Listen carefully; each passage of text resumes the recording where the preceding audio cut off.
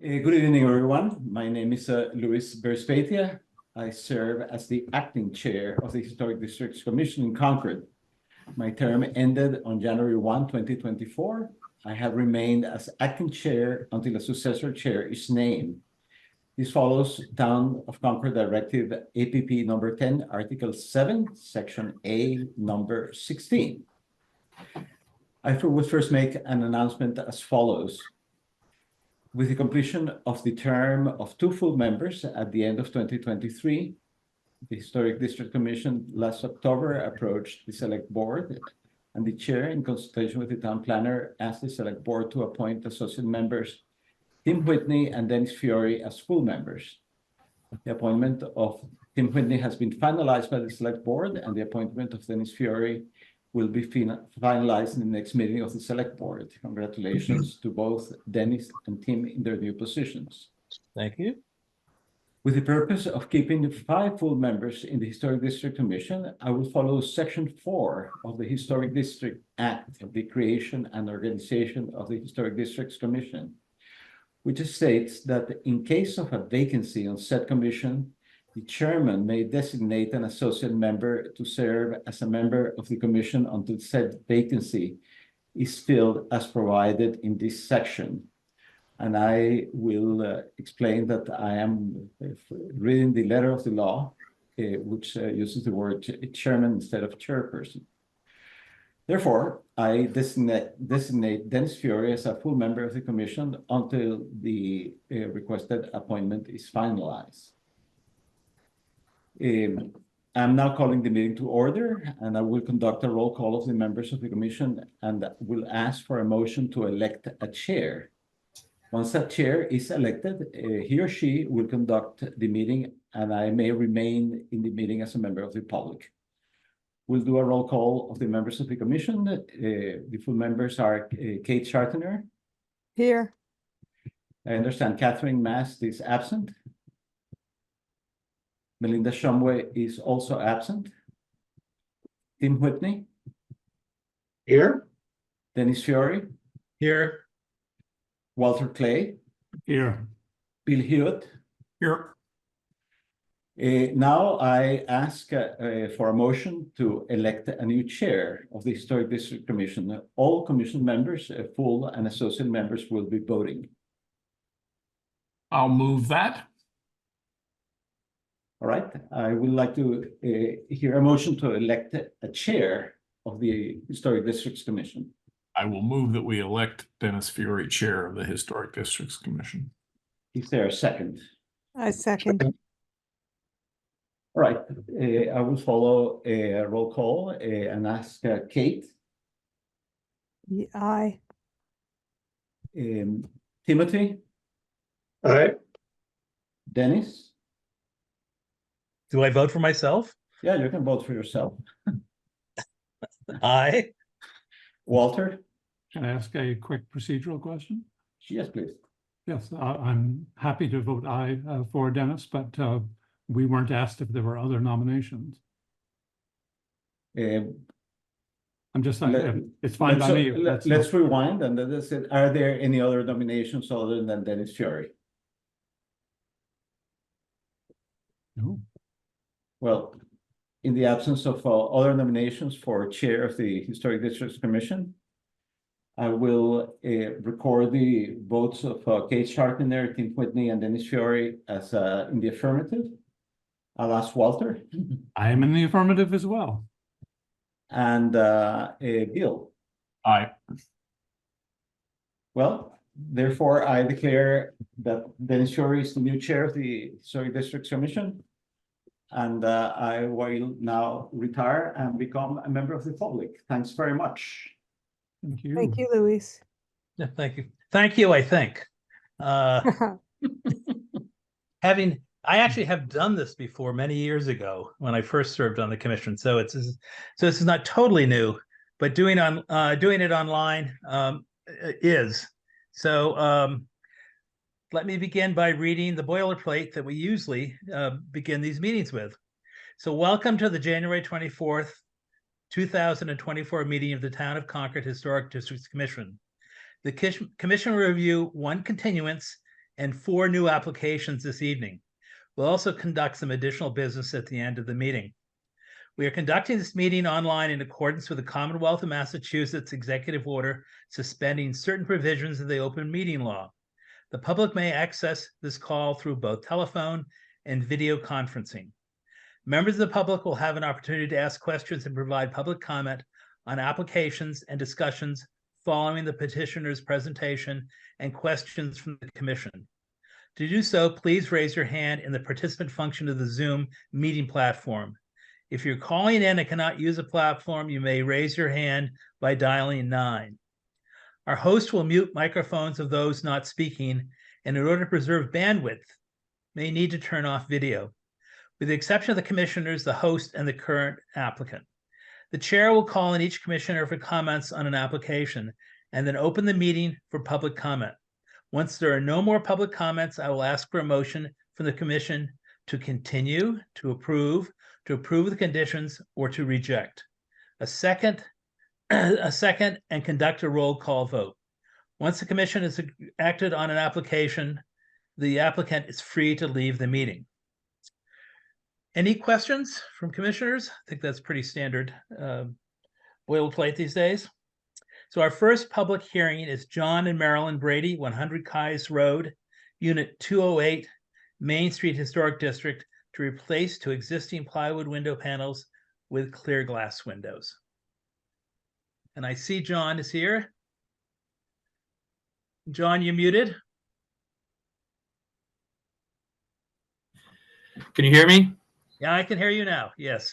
Okay, I want you to know I would have voted for you too if I was on the board. Thank you, John. So can you walk us through what you want to do? Sure. I assume everyone's familiar with Keyes Road condominium, Mill Dam Square. And we have just recently purchased a unit there. And we would like to replace the 2 existing plywood window panels with 1-inch insulated low E clear glass. And this is something that has been done a number of times around the building and approved by the commission previously. Did you hear me? I can hear you. Thank you very much. Anything else to add to that? No, that's pretty straightforward. Why don't I go around and ask commissioners to make any comments on this application? Bill? It seems fine. I at least implicit in the application is that the windows you're using are the same as were used in the previously approved units. Is that correct? John? May have lost him. I think Picture. we lost him. John, are you there?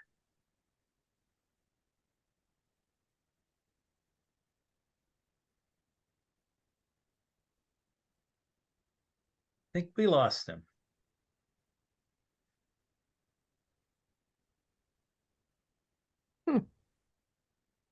John?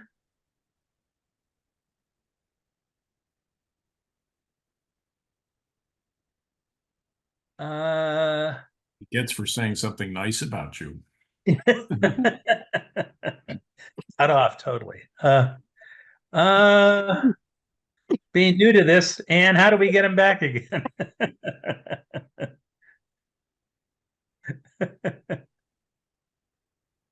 I think that the meeting lost Anne as well. Well, if there are no objections and no one needs to ask any further questions, I would imagine we could just approve and send him on his way, subject to the glass replacement being the same as before or a reasonable approximation. There's Anne's So back. I'm back. I'm not sure what's going on with Zoom. I was about to say, I'm not sure if you managed this, was that 2 of the associate members need to become full members in order to vote on the application. And those two associate members are Tim Whitney and Dennis Fiore. Oh, sorry, Dennis has been designated a full member, but Tim needs to be designated a full member. Oh, no, I'm so sorry. Voting member. Bill and Walter. Yes. As voting members. I mean, what I'm saying, that the chair must appoint both Tim Whitney. I'm sorry, we are Walter both Clay. Walter and Bill Hewitt as full members for this meeting. Okay, so I do that. I appoint Bill Hewitt and Walter Clay as full members for this meeting. Now we need John Brady, which we've lost totally at this point. And Walter suggested that we go ahead and vote on this. We'll go ahead and see who has questions, and if there's something that can be answered later by you, then we could go ahead and vote on this issue. If this, oh, here he is again. John, you're back again, but you're muted. You're muted. Welcome back. Still muted. No, you're not quite back. You're muted again. Can you hear us? We cannot hear you. Thank you. Don't touch anything. Bill, you had a question for John. John, did you hear the question or should I repeat it? I did not hear it. All right. It was at least implicit in the application material that the windows you're using are similar or the same as the windows used in those applications that were previously approved. That is true. It's the same contractor Okay. And the same windows. and the same window. Thank you. Tim? I have no questions or comments. Thank you. Walter? No questions or comments. Kate? Bill covered it for me. Anybody, as far as I'm concerned, it seems fine. It's pretty straightforward, as with the other applications along these lines. And I think the building will be greatly improved. It's all glass at some point. So, Great. any comments from the community on this?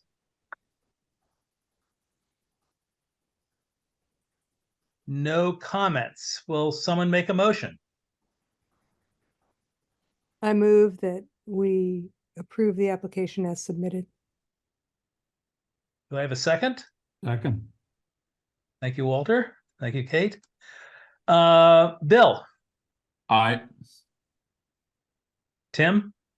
Aye. Walter? Aye. Kate? Aye. And I'm an aye. Thank you.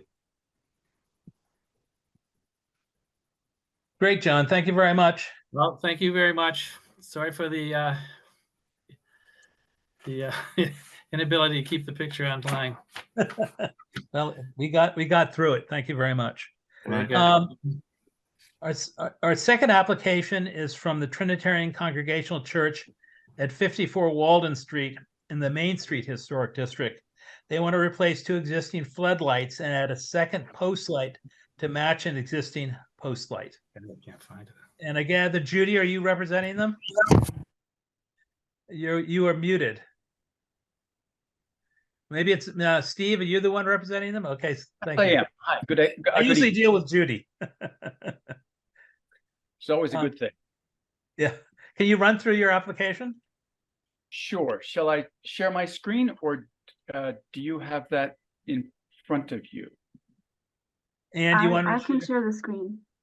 Okay. Yes, I can. So we are seeking approval for two lighting changes at the Trinitarian Congregational Church at 51 Walden Street. The first proposed change is we would like to, as you can see on this portion of the slide, add a second post light identical to the existing post light along the Hubbard Street side of the church. What you don't see in the site plan is there is a concrete ramp that takes people down and back to the sidewalk, and it is very dark in that zone and more light is needed. The second part of our proposal is, if you slide back down for a moment, is to replace two existing incandescent floodlights with two new LED floodlights. The identical locations a similar number of lumens. This is in the interest of energy savings and longevity of the bulbs, essentially. So this photo shows, so bear with me. There have been two incandescent lights illuminating the church for what Judy tells me is well over 50 years. And they have, the specs on those lights are, 500 watts and 8,900 lumens. They are ancient and decrepit, and they need to be replaced. And we are proposing to replace them with LED fixtures, considerably more energy efficient. So the photograph there shows the LED floodlight that we have already installed, because we felt the only way we could judge, not to mention present to you, would be to have the actual fixture installed rather than trying to rely on spec sheets and numbers. We have an actual sample installed. The second photo below there shows the two lights, the actual fixtures. The one on the left is incandescent. The one on the, the one on the right is incandescent. The one on the left is LED, is the LED. But the photograph, we have covered up the incandescent fixture. So all you're seeing is the effect of the LED fixture. These are two images close up and slightly farther away of the incandescent fixture itself. And below that is close up and farther out images of the proposed LED light. The specs on the LED light. So this is the separate topic. Photograph of the existing post light at the Hubbard Street entrance. White post with a black glass and metal lantern. And our proposal is to install the identical light, a second identical light down at that corner of the ramp to illuminate that zone of the yard. So that's a Walpole Woodworkers Oxford lantern post topped with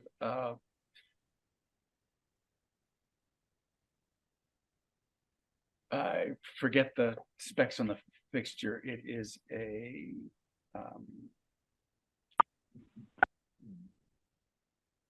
Beacon outdoor post mount light from Lightology, which was in your package.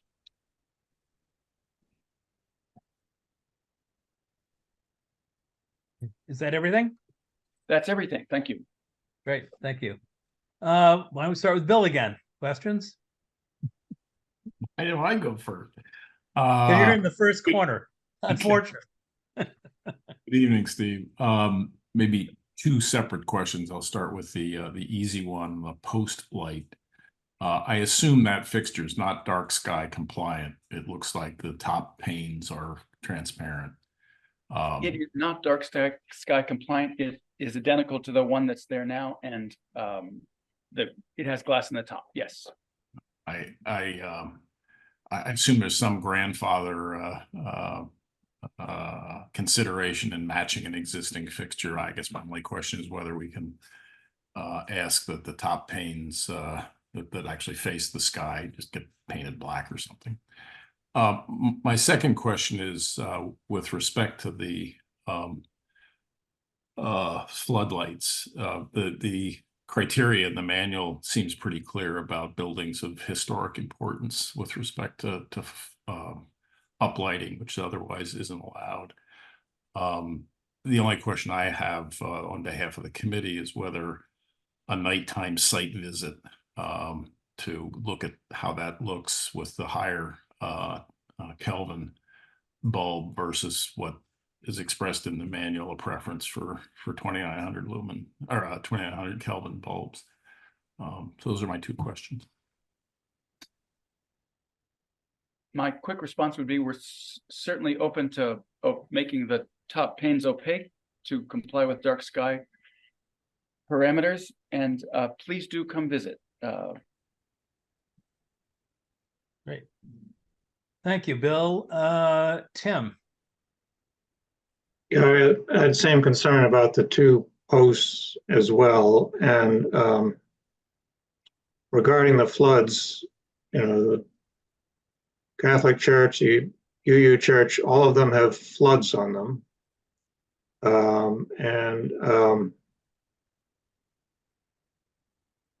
suppose in terms of, I would like to visit this. My question is, I don't have per se a problem with the cooler LED bulb.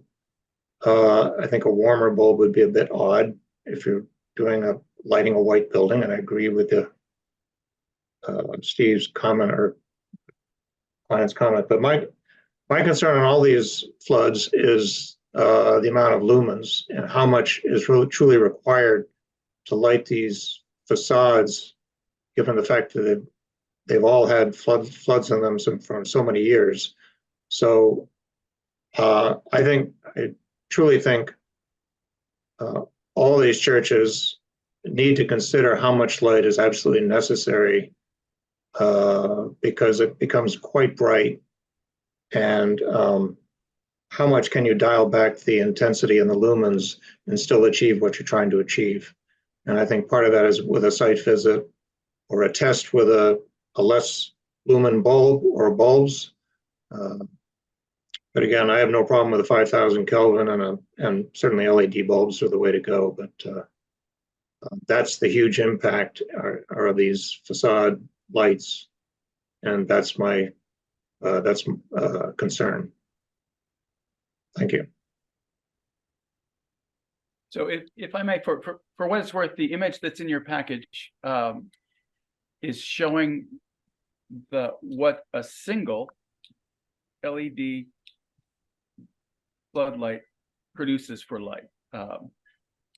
We had one LED functioning and one incandescent functioning, and the incandescent is turned off in that image. So, right. In terms of the quantity of light, that's, if you will, half as much light as has been cast on the facade historically. The problem, as you can see, is it gets shadowy on the left side. The LED is mounted on the right side. Is that unacceptable? So, certainly not. But we're open to. We agree. We certainly don't want to overpower the facade with too much light. The technology to dim such high-powered lights is tricky and far more expensive than what we're planning. Yeah, I understand, and I wasn't proposing go to one light. I was proposing to go to keep the two lights with lesser lumens than the bulbs of those two lights. To see what the impact of that could be. Great. Walter? I'm going to be dancing around some of the same things here. My first reaction was to go to the design guidelines, where the quote is, when the path or walkway lighting is necessary, a low to the ground baffled fixture is recommended instead. So given the opportunity here to start from scratch on the one path, I would, especially considering dark sky, think that it would make sense to look at a different fixture entirely than the existing post light. And perhaps the answer is to have them match, but have them both match as much lower profile dark sky fixtures, given the overall intent of the community, I think. I also I'm agreeing about lumens. I understand having two light fixtures aesthetically has a better result for the search, for the floodlights rather.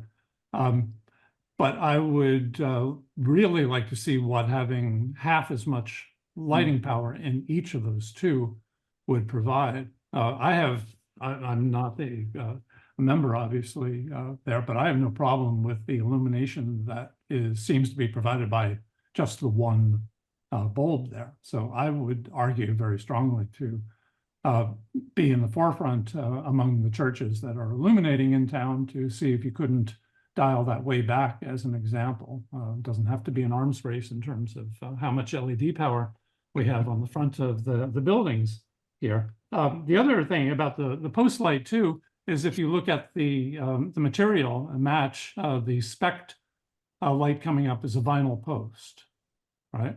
Is the existing one a vinyl post, or is that wood? To my dismay, the identical model post is now being produced in synthetic material. Right, which I'm back again to the guidelines, and that's hardly the best choice that we would like to be made, which is another argument for both fixtures being replaced with something that's a little gentler, perhaps. I think that's pretty much what I have. I guess I'm agreeing across the board and advocating for going even for winding back even a little bit more if it is still possible. Thank you. Kate? I would echo what Walter had to say, both in terms of dialing back the strength of the front fixtures, and I'm definitely in favor of just a lower fixture for the walkway, not replicating the lantern that's in the front. Great. I too agree with the comments that are made. I thought a lot about the post lights and went back and forth. I've always been in favor of the lower lights. I don't know, though. The one question is, given the fact that it's a handicapped ramp going up, whether that is comfortable or uncomfortable for people who are handicapped, whether they want to see more of what is around them than what a lower light provides. I'd be in favor of the lower light, but I go back and forth on the need to illuminate for handicapped. Another question: the photos showed, is that post already in? No, that's a very clever photo mock-up. Oh, good. It's very clever. Very well done. And I have the same feeling in terms of the light. I think the light on the building now is perfect with the one, but I understand the shadows. So I think if we can get it down to the amount of light that's on there now with one, but with two, so it's cleanly lit, I think we'd be much better off. I think it looks very nice. Again, I leave you with this quandary about the post. I could go either way, given the fact, as Bill pointed out, that we darken the top of it in order to provide more downlighting. Hello? There we go. Sorry, that was me with an incoming. Oh. So, Go ahead. so if I may, regarding the post light, certainly a sturdy bollard light that casts a glow on the ground plane and does not shine up, and ideally doesn't get knocked over with snow removal, etc., would be a good source of illumination. It would not be any kind of an historic reproduction. It would be a utilitarian light fixture. 1 or 2 or 3 bollards along the concrete path would certainly get the job done and would not be an aesthetic component so much as a functional component. Is that attractive to the commission? It would be to me. Others, thoughts on that? No. Yes. Yeah, I would, the post lights, I think they're around, they're pretty bright. But I don't have the number in front of me, but I think it's over 100 watts per fixture. And that's a glary fixture, which is what we're always trying to avoid. So there's a balance of quote unquote historical light and fighting against glare. So I would be in favor also of the bollard lights, because I think depending on how you place them, they can almost be invisible. They're just puddles of light. And there's been plenty of ramps that are lit for handicap that are lit by bollard lights. They just have to you have to have a few more fixtures, but it's very ground plane oriented and not kind of in your face glary fixtures. Good. More glary fixtures. And then I would be happy to propose that we stop with one 5,000 Kelvin LED light fixture, full stop, and not install the second one. Does that get us anywhere? I wouldn't have a problem with that. I don't know again about the rest of the commission. Steve, do you mean just keep the current LED that you have and remove the other incandescent and have this asymmetric front facade lighting Yes. as in the photo? Yes, the proposal was to add a second one. Right. Yeah. Bear with me, these are expensive fixtures and we can't afford to buy ones we won't use, so. Right. Understood. And can we just, I don't know, Dennis, I don't know if we should go look at this at night. I totally get what Steve's saying. Just to see if we're okay with an asymmetric scheme which casts more shadow. I don't see the shadow problem here, frankly. As I look at this, I think it looks great. And can you scroll down a bit, just a little bit?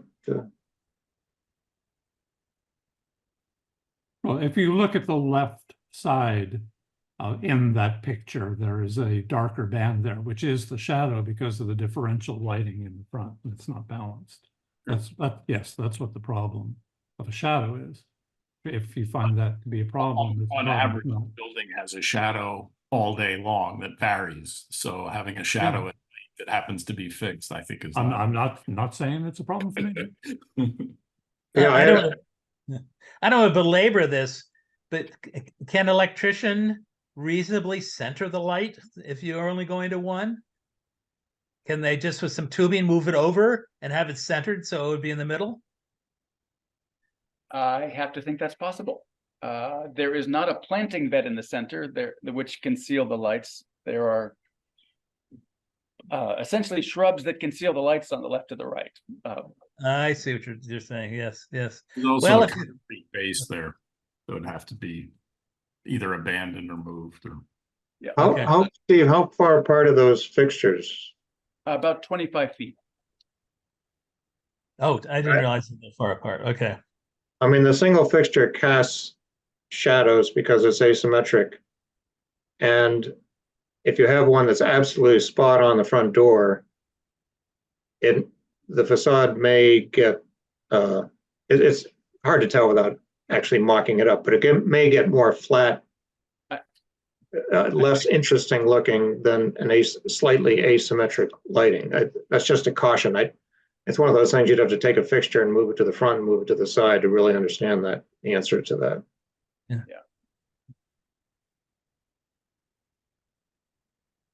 So where are we going with this?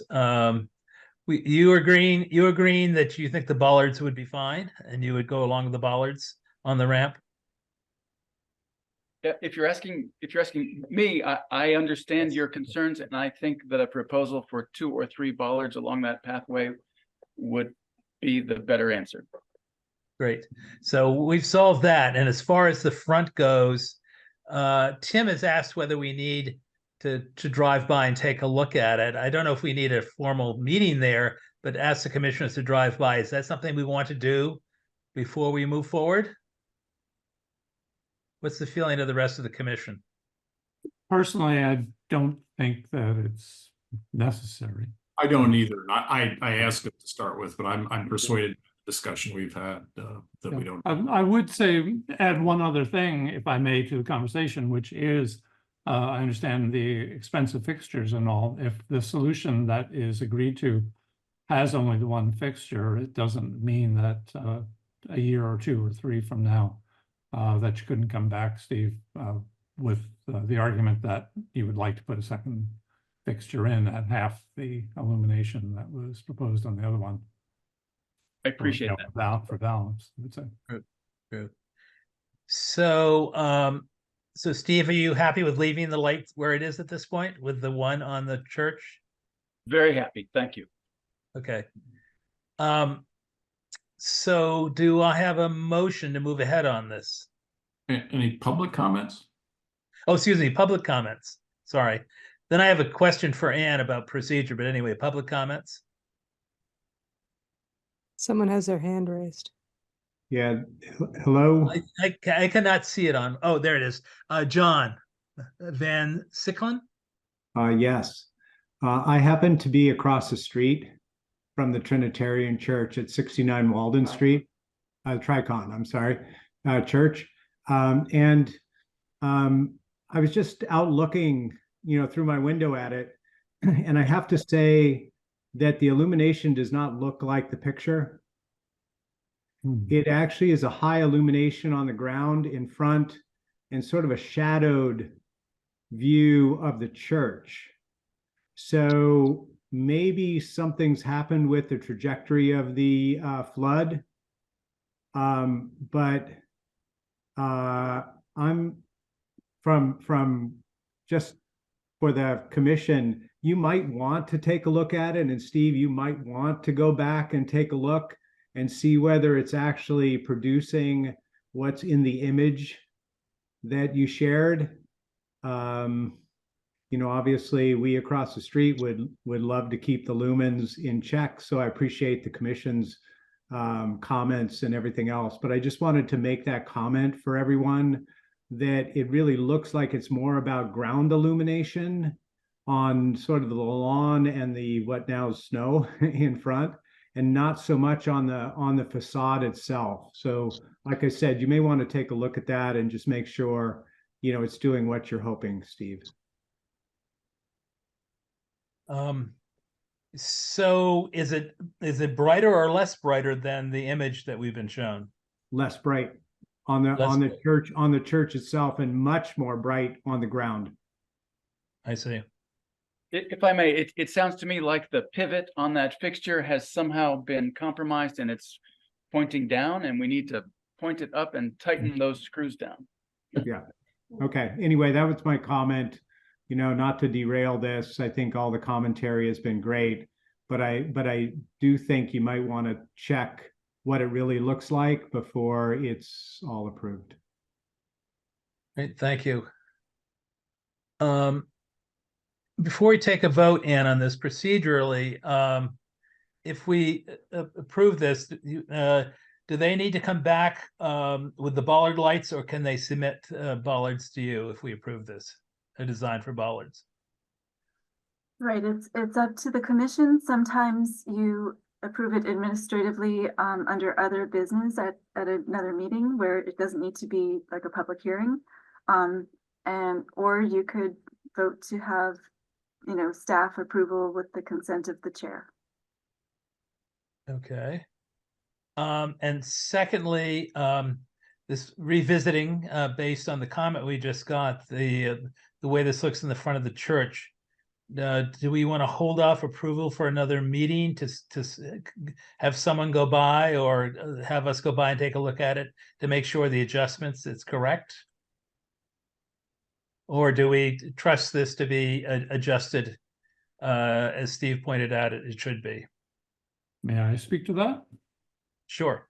Sure. I think given that it seems to be in agreement about having just the one fixture, that there's not going to be a material change between now and a next meeting. I would allow them the opportunity to adjust the light. Perhaps there can be something that's documented for the target point. That can be a check. We could revisit so that nobody was questioning the process at our next meeting. And I would like to see the bollards. That's a word, not a design concept. So, and then from what you said, they can submit the design and we can take a look at it the next meeting. Is that correct? Right. So obviously the other option would be to do a continuance. So that would be sort of the traditional way of going, but there are other avenues too, if you wanted to approve it and then subject to review of the bollards at the next meeting. What's the feeling of the commission on members on this? Do we want a continuance, or do we want to review the bollards outside of another presentation? We would review the bollards at the next meeting, Anne, you said? Yes, if Steve is able to get the materials together by that time. Yes. Even as part of an acceptance. Right, I think there have been other projects since I've been here where, you know, you did sort of accept the package subject to administrative review of certain elements of it. So I think this could maybe fall into that category if that's what the commission wishes. We would have to know bollard type and location. Correct. But I don't know, I would be comfortable with it, doing it administratively, if others are. Or, I- I was going to say, or should we just have a continuance? Because it seems like maybe somebody might want to go by and just see the lighting at night. I don't know, but that gives time for that option. And actually seeing the bollards as presented, because there are a number of different kinds. Just, So I'll ask the commissioners to make a motion. Now that you've heard the options. I'll move that we continue this subject to the confirmation of the if you will, the correction of the aim and targeting of the floodlight and the design of the bollard lighting substituting for the post. second, Thank you, Bill. Second, Kate. Yep. Bill? Yes. Tim? Yes. Aye. Walter? Aye. Kate? aye. And I'm an aye. Thank you, Steve. Thank you. I appreciate it. We'll see you again with all the pieces together and hopefully it'll move forward. Thanks. Mr. Chairman, before we leave this, could I just make a suggestion that we, if there is such a thing, for a to-do list for the manual, that we expand the paragraph that deals with floodlighting and historic buildings, both to address the color point and, more importantly, address the intensity of illumination point, because what's in there is I assume, correctly aimed at post lights and things like that, not floodlights. Good point. And that's something you and I can talk about. Sounds good. Sounds good. Great. Okay, so thank you, Steve, again. So our third application is from Adam Crescenzi, I hope I mispronounced your name, at 100 Walden Street in the Main Street Historic District to replace 6 windows. Is Adam there? Adam is not present. My name is Trevor DeVito. I'll be speaking on behalf of Adam. I'm actually the representative from Renewal by Anderson who will be handling this project. And I'm speaking on behalf of Adam. Thank you. Why don't you Of present course. what you want to do? Say again? Make a presentation of what you want to do there. Yeah, of course. So they have 6 windows that they're looking to replace like for like. And so here's pretty much the windows are in the back of the house. The only 2 that are potentially seen from the main road is really in that corner from that image right there. So realistically, like that's the only ones that you'd actually see from the main road, Walden Street. And if you go to the other images, go down. So again, that's the one from the street. So those are the ones that's kind of even hidden behind some bushes. So those are so that's 101 and 102. And then keep going down. Thank you very much, whoever's scrolling this. I appreciate it very much. So those are the 2 units we're going to be replacing like for like, grill patterns, full divided light. So everything is going to be like for like in that sense. But those are the only 2 that you can potentially see from the street. And then just going down, and this is in the back of the home. You can see 201, 202, 203, and 205. These are all in the back, which can't be seen from the main road. But everything will be replaced like for like.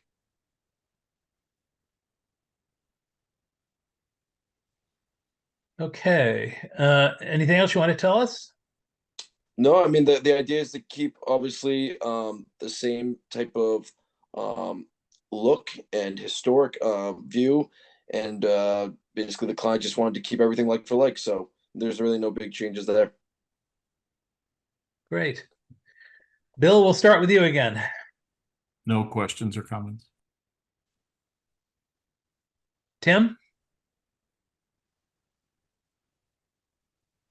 You're muted. Sorry about that. Trevor, are the existing windows single pane? Yes, the existing windows are single pane, correct? And you're proposing insulating glass with simulated divided lights, correct? Full divided light, so even the spacer between the two new panes. Well, yeah, with a spacer, right? Yep. And yep, is the size of the mullion? I saw a couple of sizes of mullions. Is the size of mullion going to pretty closely match existing? Yep, very close, as close as we can. Okay. And is it a Marvin product? Is that right? Anderson. Sorry, Anderson. No, you're okay. I'm white teasing. That's Marvin's a great name. Pell's a great name. Couldn't see your hat. I have a bad hair day, so I'll keep the hat on. So casings, all that sort of sill dimension, all that remains the same? Yep, that's correct. I have no questions. Thanks, Trevor. Thanks, Tim. Walter? I had two observations. One is that the material for this is Fibrex. Is that what Yep. they've chosen? Yep, Which that's correct. is- So everybody knows Fibrex is the material is. Oh yeah, apologies. It's a. I thought you knew.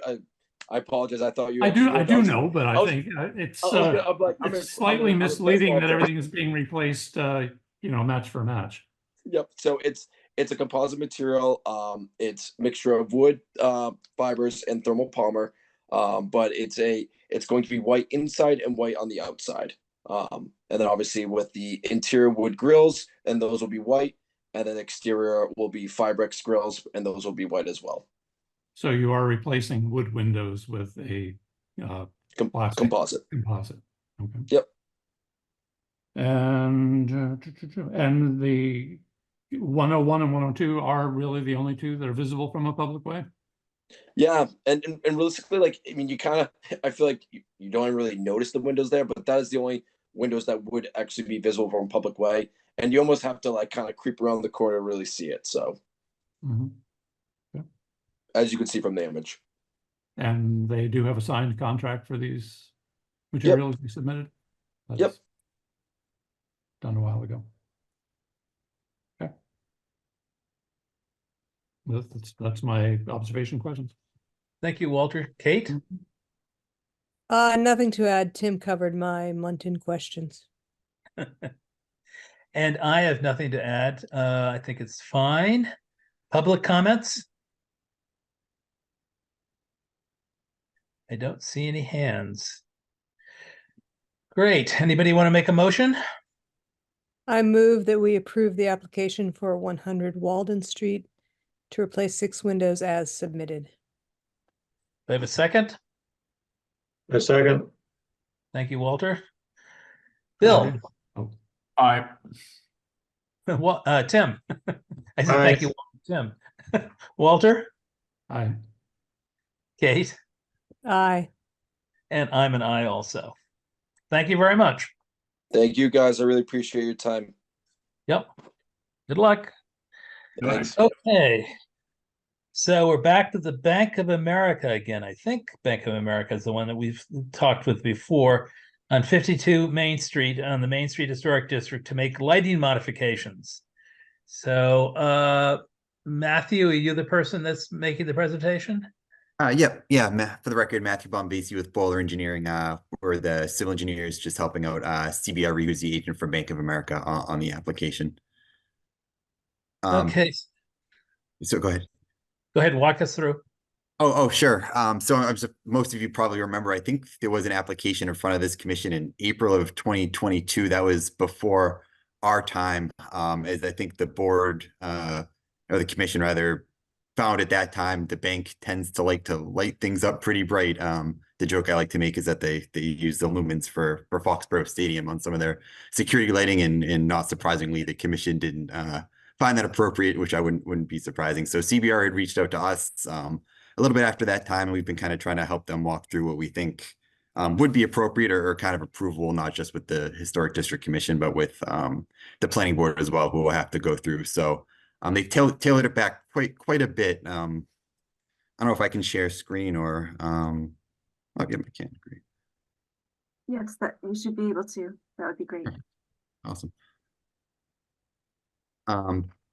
So they're really proposing just 4 lights on the building under the new proposal. One over the rear entry of the ATM, one over here on top of the accessible ramp, one along the wall on the back corner there, and then one where there's an entrance door, and then one along this wall here. Each light will be 8 feet high. The light that they're proposing is a kind of a gooseneck decorative feature. It's a metal fixture. It's dark sky compliant, fully downcast. It's got a glare rating of 1, so very low glare. One of the requirements of zoning is that we cannot light off the abutting property. In this particular case, the abutting property is extremely close to the building and really narrowed in, so it didn't allow for a lot of lumens. So each light has a lumens of about 1800, so just a little over 100-watt light bulb.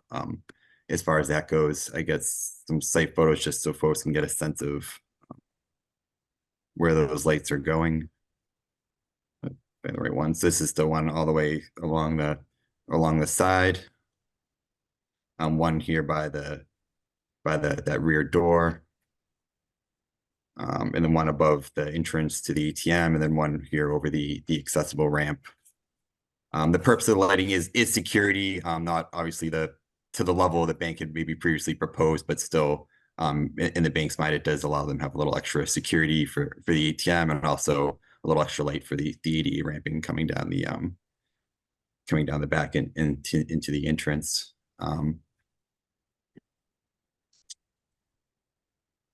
I think that's about, oh, I'm sorry. With the one last thing I wanted to note is you'll notice on the lighting plan, there are a couple other lights noted. Those lights are actually within this vestibule itself. So they're proposing some new down lights in there. So not exterior lights, but that if you did see the other lights that we submitted, that's where those lights are proposed.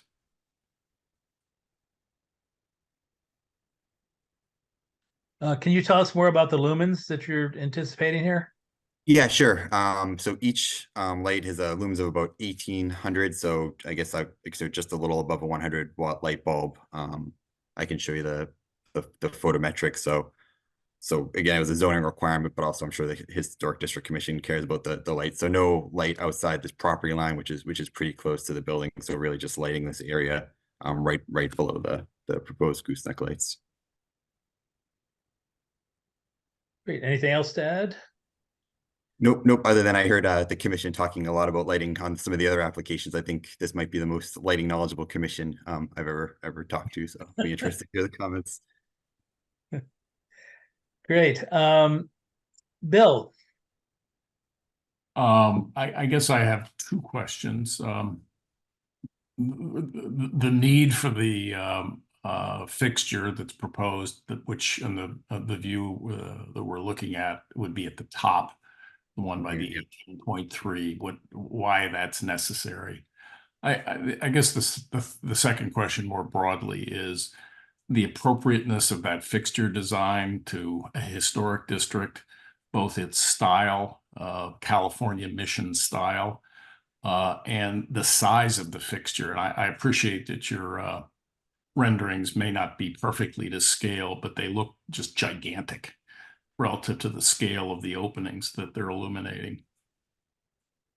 Sure. Yeah. So the lights are 18-inch diameter.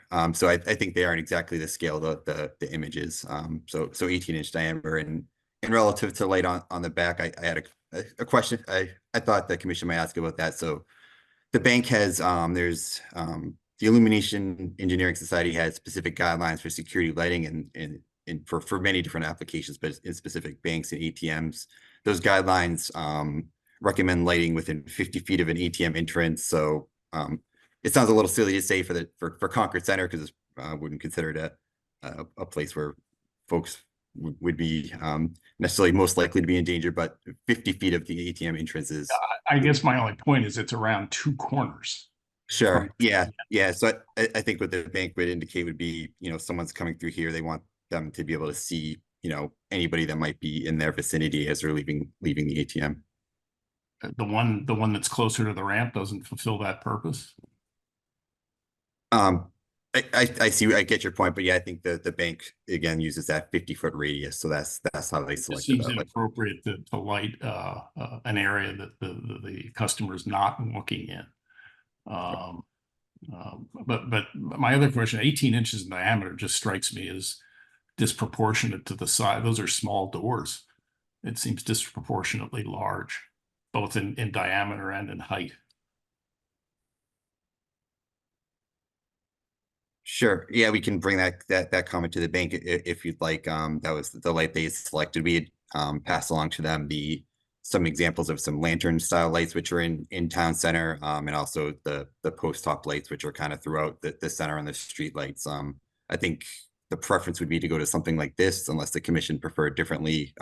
If not exactly this, something similar. It allows us to be dark sky compliant and downcast, where the lantern lights don't typically allow for that. But we'd be welcome to whatever the commission thinks would be most appropriate. Thank you. Tim.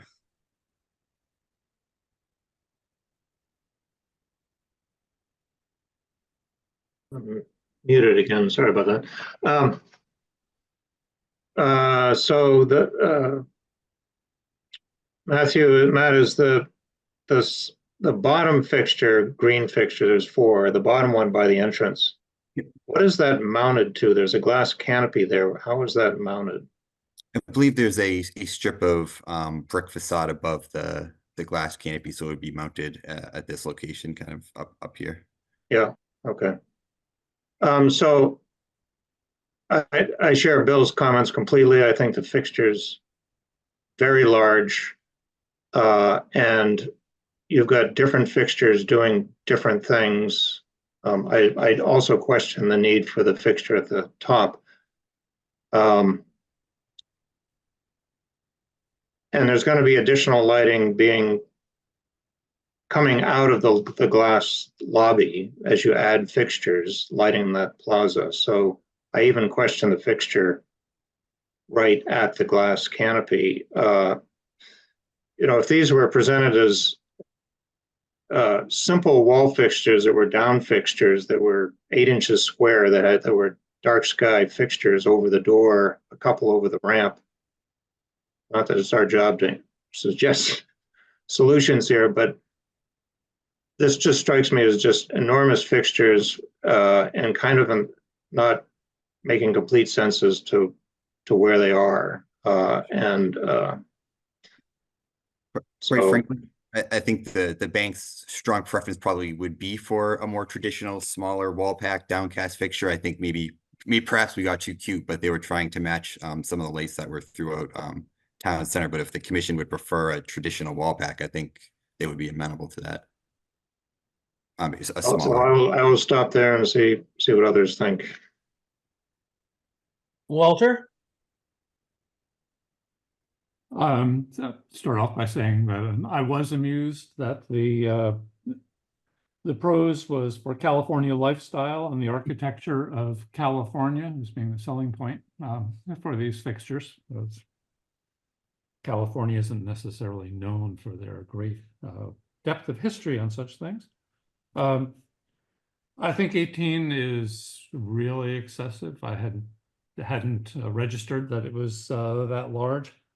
I have another question, which is you were talking about it, how in the past, I know before your time, the commission was concerned about the amount of lighting here. Are any of these, to your knowledge, in positions that were turned down by the HDC in the past?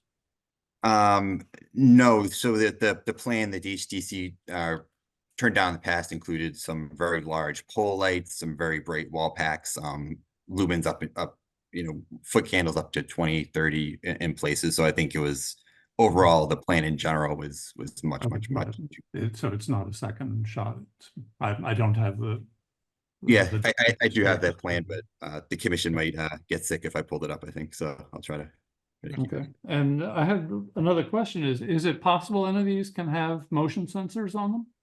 Instead of being on all night? Yeah, so unfortunately, I think the bank's preference would be to have them on all night. Again, the purpose of them is security, so the ATM is open all hours of the night, so they'd want them, I guess, on To all be more hours. attractive for people coming to that location, then you mean? I think for security. Oh, well, I guess I'm asking about the definition of security here. You're not talking about somebody scooting off across the back there and necessitating the need to be illuminated on that topmost added light here. You're talking about making the ATM itself more attractive to people rather than having them be concerned that there was a lack of security because of a lack of lighting. Yeah, more or less. I guess So feeling. it's a commercial choice rather than an after the fact security choice. That's fine. Just let me know. Then I have a straight question. Maybe you can answer this for me. I don't know how germane it is to all this. But you also have a lighting survey as part of your presentation?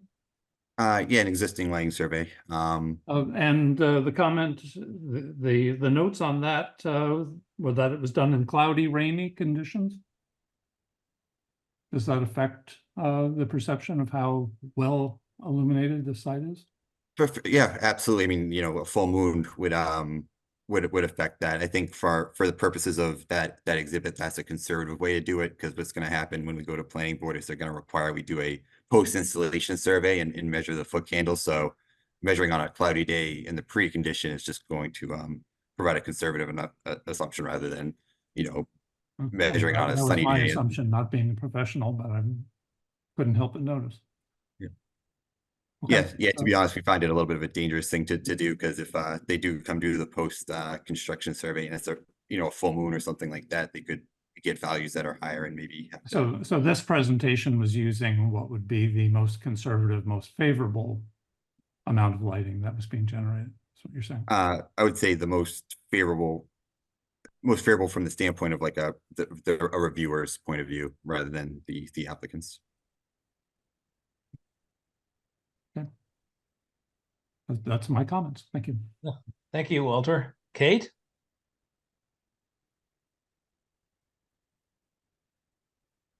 Can you hear me now? Okay. Yes. I can hear you. Nothing new from what my fellow commissioners have said. 18 inches diameter is very large fixture for those settings. And the style of lantern is not quite appropriate for that place in the district. I don't believe. Thank you, That's it. Kate. Thanks. I am struck with the fact that your lights you're proposing sort of look like the ones we're using in the downtown now that keep falling over. So that are not working very well, reconsidering.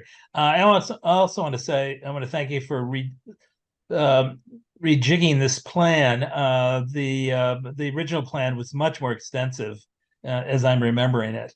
I too feel that these fixtures are overdone. I would, if there's something much more utilitarian that would just blend in and didn't make a statement, I'd be much more attuned to having them here. I don't think they should be statement fixtures. I think they should be utilitarian illuminating fixtures.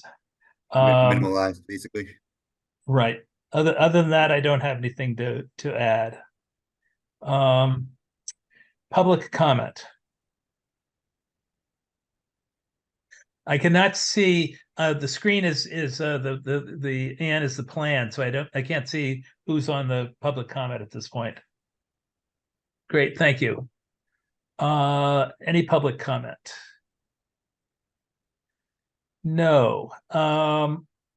Okay. Someone want to make a motion?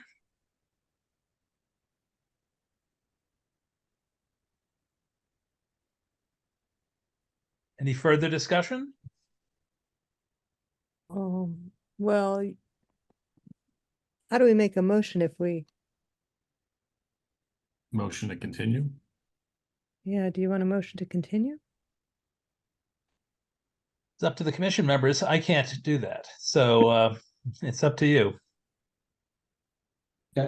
Just to interject, I'm sorry, but the chair will ask for a motion to either approve with conditions, continue, or deny. So Right. one of Thank those you, four things Luis. should be proposed. Right. Thank you. I move that we continue the application for Bank of America 52 Main Street to give them an opportunity to come back with alternate lantern options. Do I have a second? Well, second.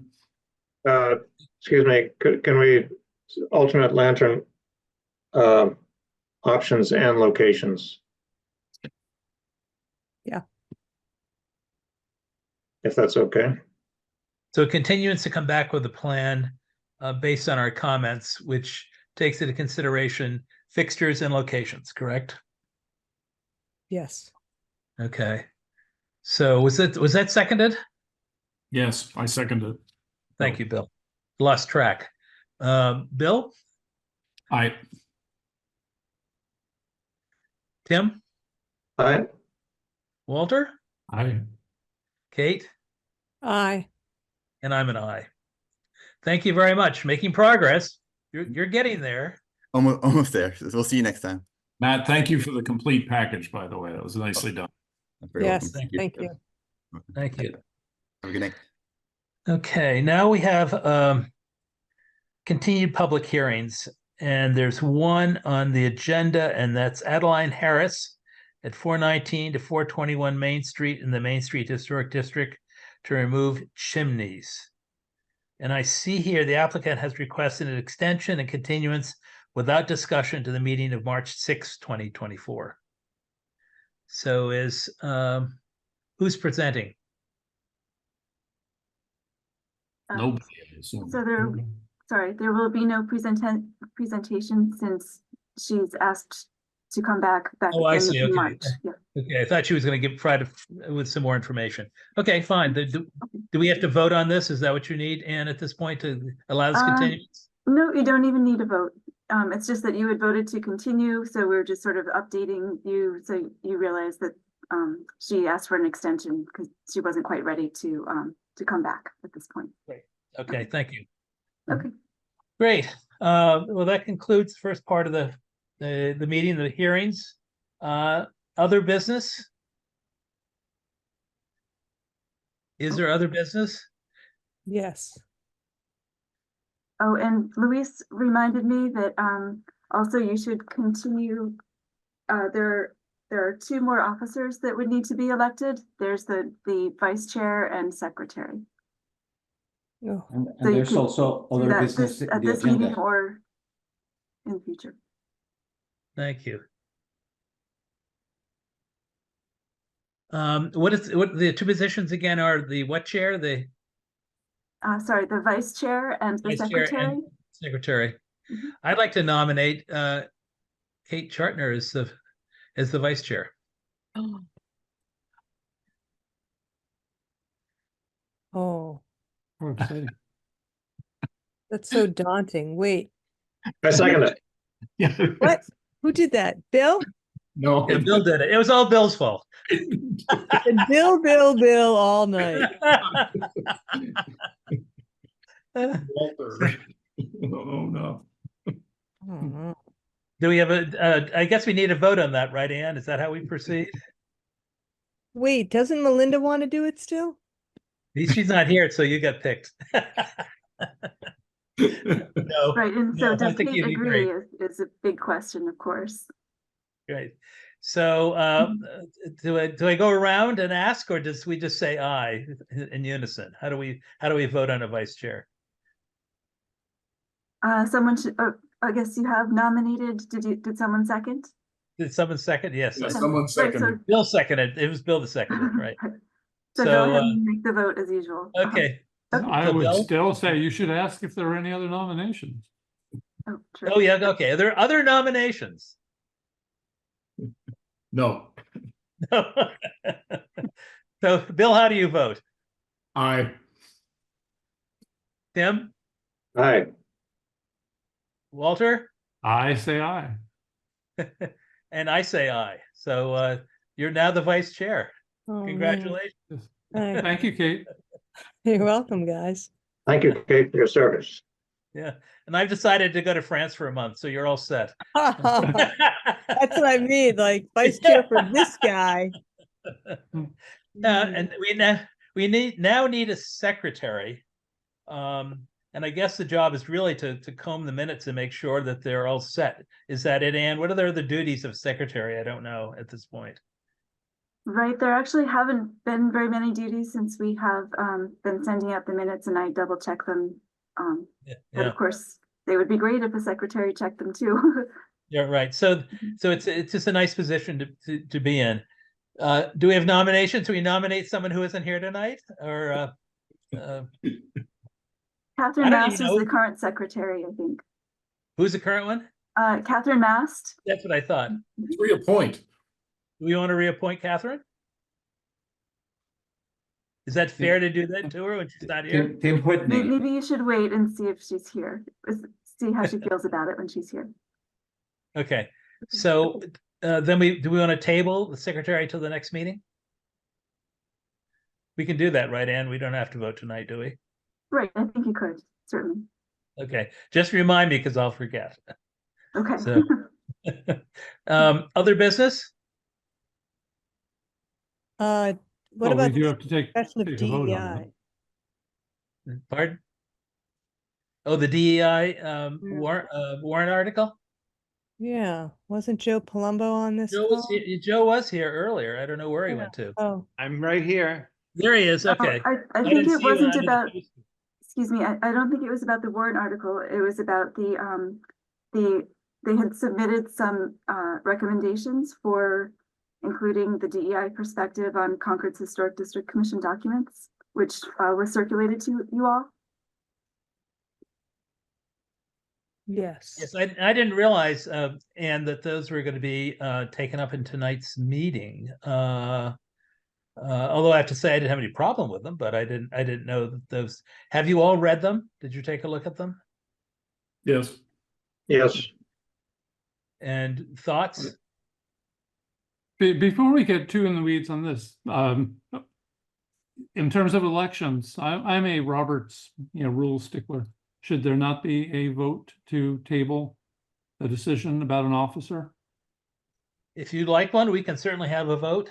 Well, I just think, crossing the Ts and dotting the Is, unless it's the fiat of the chair to do that. No, that's fine. I believe in being democratic. So does Move we Walter- table it till the next meeting. Right. Walter, do you want to make a motion? I move that the commission table the decision on voting for a secretary to the next scheduled meeting. Great. Second? Second. Great. Bill? Yeah, aye. Tim? Aye. Walter? Aye. Yeah, there's an aye. And Kate? Aye. And I'm an aye. Okay, thank you. So back to the looking at the suggestions made by the DEI commission, which I guess I'll open for discussion. I have two questions. One, I wouldn't mind giving you some context if so you know what we're talking about from Andre and I might be helpful before we get into any kind of document discussion.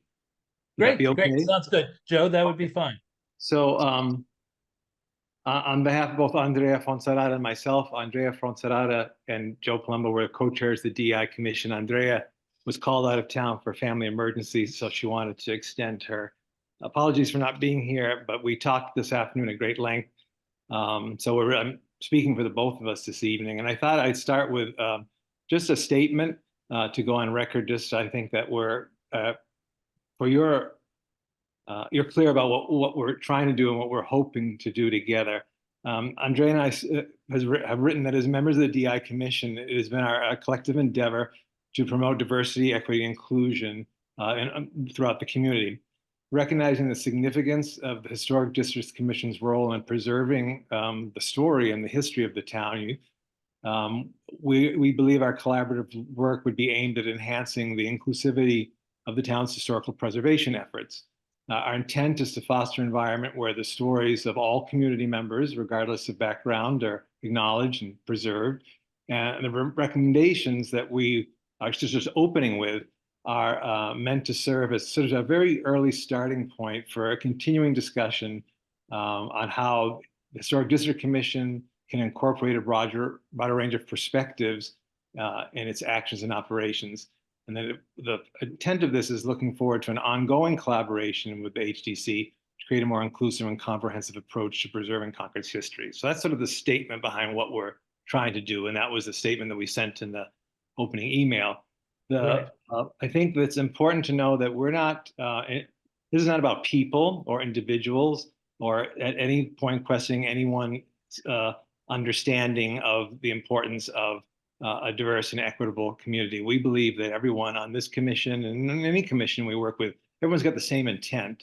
What we're really talking about is the systems and processes by which our committees operate to try to make them, if possible, to tweak them and polish them so that, because they will outlast us, to create systems and processes that will operate when we're all not on these committees anymore. So that's the big idea and intent behind this. And the document we sent was really not, it was a conversation starter, like, hey, here are 3 different things we would look at and ways to begin the conversation of how to strengthen the systems that the HDC has within IN diversity and inclusion.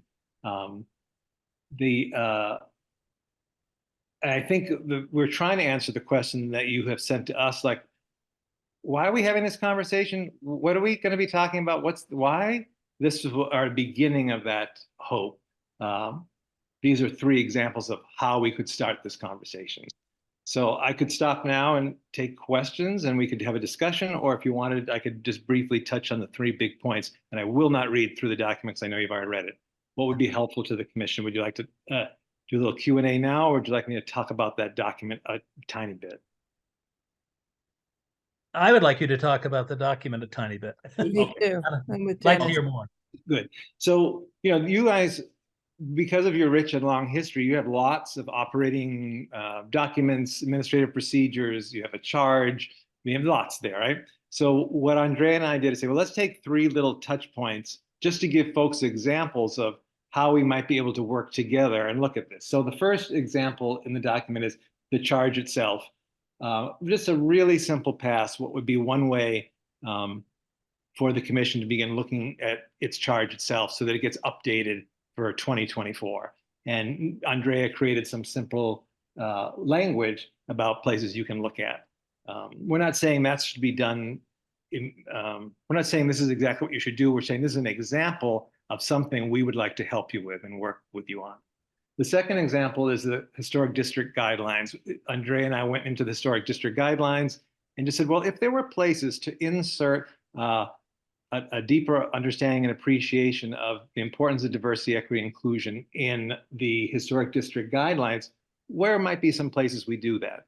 So what we put before you are some examples of places that could happen. We're not saying those are the ones that should happen. We're saying if some couple of folks in the HDC and Andrea and I work together offline to come up with some recommendations for you to consider, that would be an example of something we might do. The third was we looked at the mission statement and said, okay, if we wanted to have a conversation with a small group about how to strengthen the mission statement to more accurately reflect an understanding of the community's history around Black history, Indigenous history, women's history, all of the histories of Concord, what might be some questions we would ask about the mission statement? And that's what those questions are in blue. So these are just an attempt to give you some concrete examples that if we started to work together, a few people from our group and a few people from your group, to do some offline and start working on these things that would eventually come back to you, to really look at and approve, where might we start? That's what this document is supposed to do. So please ask me first clarifying questions or anything I can to be helpful. Because our ultimate goal is we would hope that you'd be interested in identifying 1 or 2 folks from your team that would like to do some offline work so we could, you know, play with these things and polish them up and then bring them back for you all to look at. I think that's very reasonable, and I think that's the best route to go. And looking at what you sent, a lot of those are things that probably should have been improved 5 years ago. And some of the language and the way we speak about something as simple as chairman versus chairperson is just standard these days. Yeah. And just a quick question as an aside: do these kinds of changes have to go before the legislature? Right, so there are different aspects, right? So there are the rules and regulations that the Historic Districts Commission came up with on its own. And then there is the special act.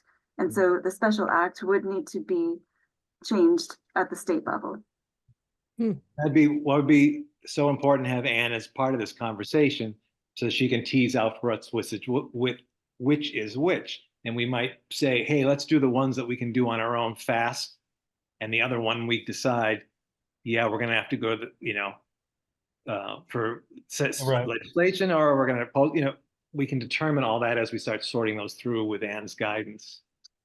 Sure. Well, I don't want to speak for the whole commission, but I think what Joe's proposing, that we sit down with a couple of members from the commission that would be willing to get involved and walk through what he's proposing to come up with some mutually agreeable wording and changes. Does that meet with your approval? Do you have questions about that? Thoughts?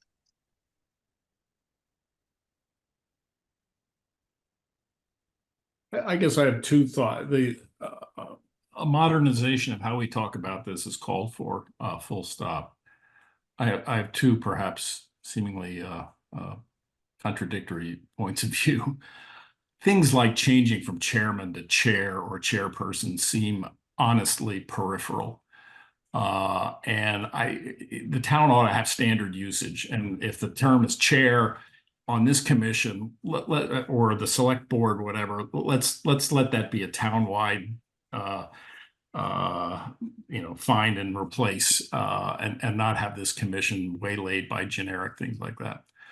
My second is, on the other hand, I must say I personally find generic sentences inserted into these things that could just as well be inserted into the playground commission to not be very persuasive. And your creation of those examples was actually quite helpful.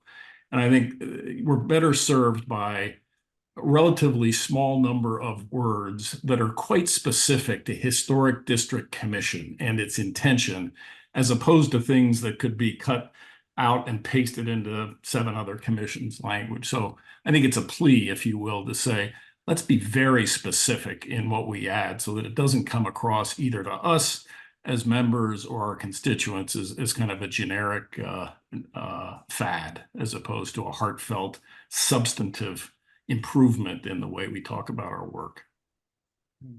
Excellent point. Other comments? Yeah, is the same process being applied to every other board and commission in the town at this point? Yeah, that's the goal. How far along are you on that goal? Well, you and the historical commission are first.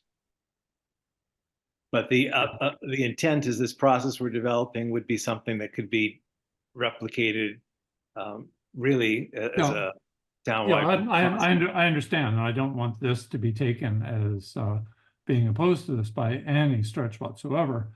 But the point that perhaps something that is a universal townwide document, rather than going into each of however many score of commissions and committees there are to change each one of those, that it may have the superseding effect of changing them all when it's adopted on a town wide level. And I think that for some of the more simple and operative things, those could be townwide. But I think back to what Bill had mentioned, there are some things that are super specific to the power of what you all do around keeping of town history that are going to be very specific related to your work. Yeah, And that's I what think we thought. I think we all are living and breathing that and understanding that.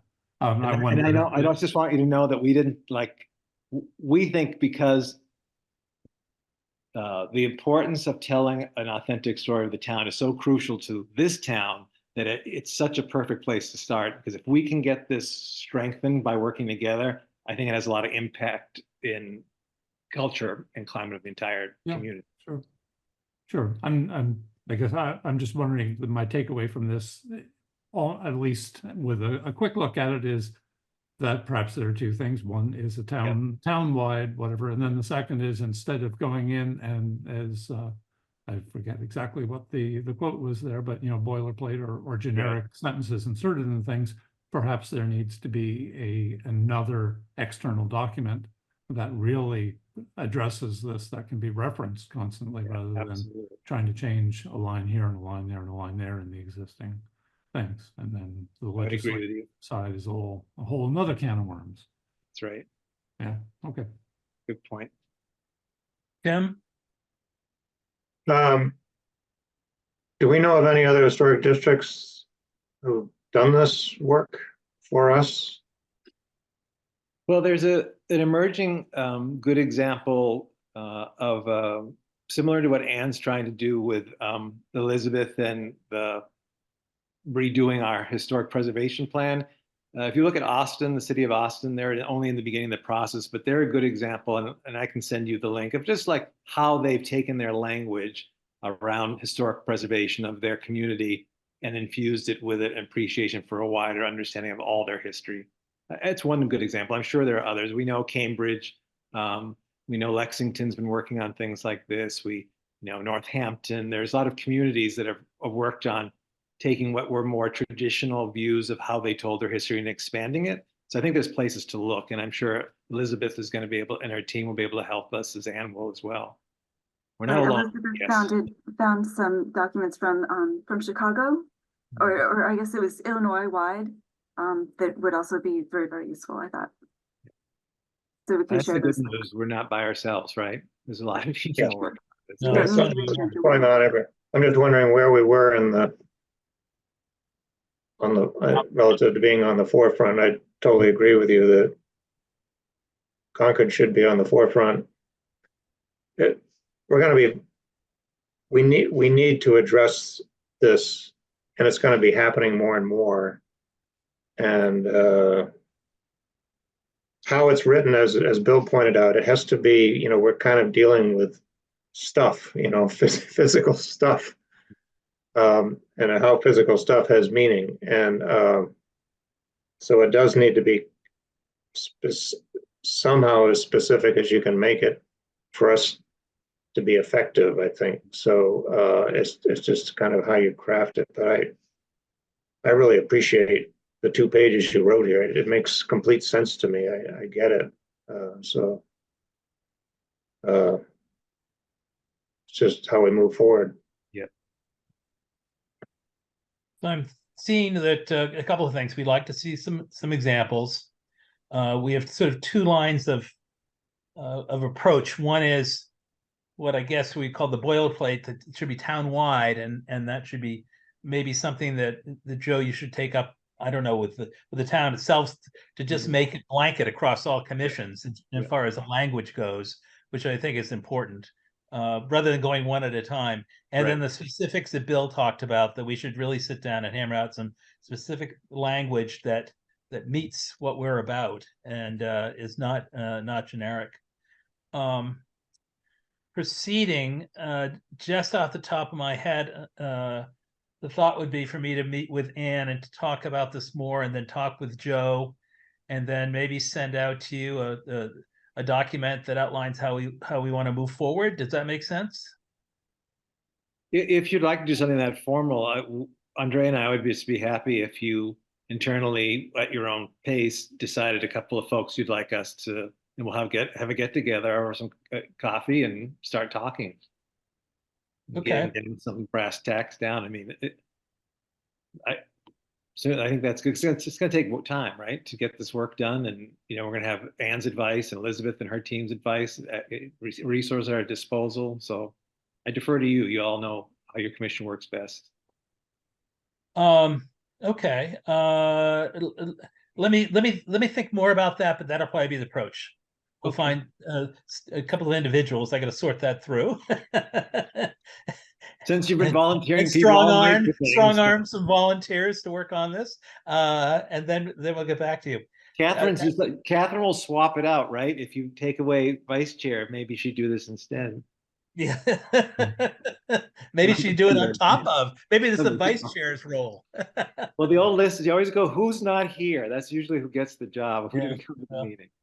We'll split it. Maybe we'll do that. A question going forward. Since we seem to be in agreement moving in this direction, we want to work with you, and we feel that this is something that's of value. Where do you stand then on moving ahead with the warrant issue? So each time the commission meets, we bring up the conversation about the warrant article, because that is really to start a conversation more widely in the town for people to be aware of what's going on. So we have the same conversation we have tonight. We're going to have with the historical commission as well. So we can give you a monthly update. But if we're making good progress and everything's getting done, there's no point in putting forward an article to have a task force if we're already doing the work. That's how we see it. But I can't I'm just one person. It has to be the commission would vote on that. But that's how we see it, Andrea and I. That sounds wonderful. I think the word back to the commission is that we would hate to be in the awkward position of publicly opposing this, which looks like we're not in favor of what you're doing, which of course we are. So we really would love this to be more an internal working relationship between commissions and committees, and move forward on that basis, if that makes sense. Yeah, I totally understand what you're saying. Great. And I will communicate that. Other thoughts? Great. Other business. Thank you very much. On behalf of both Andrea and myself, we appreciate it. Well, we appreciate it. Thank you. Keep up the good work. It's important. Yeah, we're trying. All of us. Same to you. Thanks. Yep. Bye. Other business? Anything else? So do I have a motion to adjourn? I'll move we adjourn for the evening. For the evening. Great. Who's going to second that? I'll second it. Our vice chair is seconded. All in favor. I'm not going to go around and take votes. All in favor? Aye. Great.